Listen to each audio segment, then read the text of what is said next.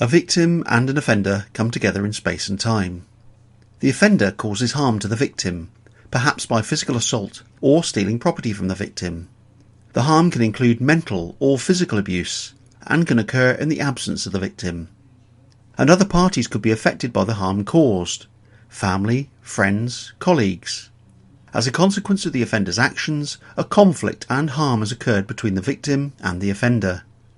If or when the offender is identified and the police arrest them for the crime, the mechanisms of the criminal justice system comes into play. The purpose of the justice system is to bring about justice. It's not about reconciling the conflict or addressing the harm that exists between the victim and the offender. In fact, if we look at the way the justice system works, it becomes apparent that the parties actually involved in the conflict or harm, the victim and the offender, become increasingly separated. Police investigate the crime and collect the evidence. Police custody officers ensure the safety of the offender whilst in custody. Victim services help the victim with emotional and practical support. The Crown Prosecution Service ensures that there is sufficient evidence to prosecute the offender. The defence solicitor represents the offender and advises whether to plead guilty or not guilty. Witness services look after the needs of the witnesses, including the victim, if they are required in court. If the offender pleads guilty, the victim will not be asked to attend court. Legal clerks ensure the court process works. The jury determines the innocence or guilt of the offender. The judge oversees the trial and decides on the sentence for the offender. Probation services manage the offender during and after they have served their sentence. Prisons incarcerate the offender for the length of any custodial sentence.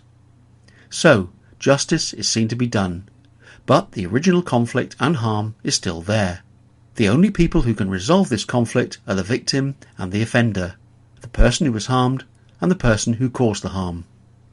With the restorative justice approach, the focus is on bringing the victim and the offender together. This provides them with the opportunity to communicate with each other directly or indirectly, often for the first time since the original conflict or harm. This might be by an exchange of letters, or it might be in a face-to-face meeting. Of course, both must agree to the meeting, which will only occur following careful preparation and the risk assessments by a trained restorative justice practitioner. The meeting, facilitated by the practitioner, follows a structured approach and takes place in a neutral and safe environment. Both are given the opportunity to have their say. The victim might ask, "Why did you choose me? Have you been following me? What's happened to my iPad? Do you know how this has affected my children?"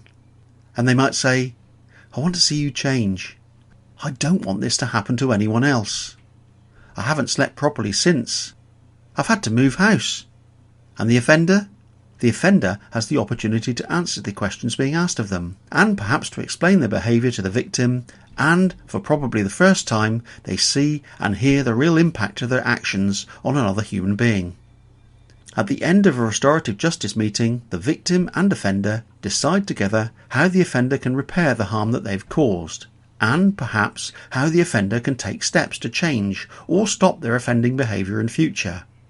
This may be by providing answers, an apology, a promise to change their behaviour, or not to approach the victim in future. It can also be a reparative activity. The parties then go their separate ways, but the victim has been given a voice, answers to their questions, and the opportunity to move on, which helps them to cope and recover from the crime.